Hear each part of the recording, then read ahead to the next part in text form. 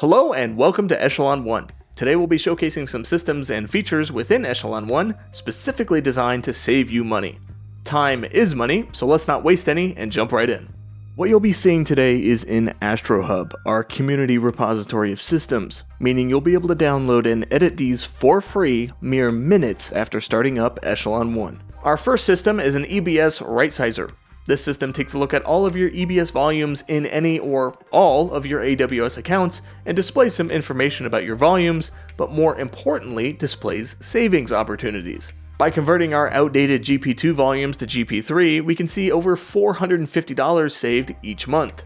As you can see, we can also delete unattached volumes, which will save us over $190 each month. Enacting these savings is as easy as clicking on this video, which you've already done. Scrolling to the bottom, you can see our listed volumes. Click this box to select all, or select the ones you'd like to adjust, then click an action. If you have a bigger array of volumes, like we do here, you can also filter for specific conditions. I'd like to upgrade all my GP2s to GP3s, so I'll filter for it. I want the volume type column to equal GP2. Then select all, and now I can work with all of my GP2s. It really is as easy as that. In a similar vein, the AWS EC2 right sizer system provides an experience just as smooth.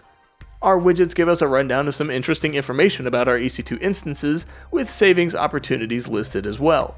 Savings through a switch to AMD, savings through right sizing, it's all here. But let's say I want to knock down some of these over-provisioned instances. Just like last time, we'll filter for them. I want to see all the findings column that equal over-provisioned. Easy enough, and now I'm looking at all of my over-provisioned instances, which I can take action against, all at once. And that's all there is to it.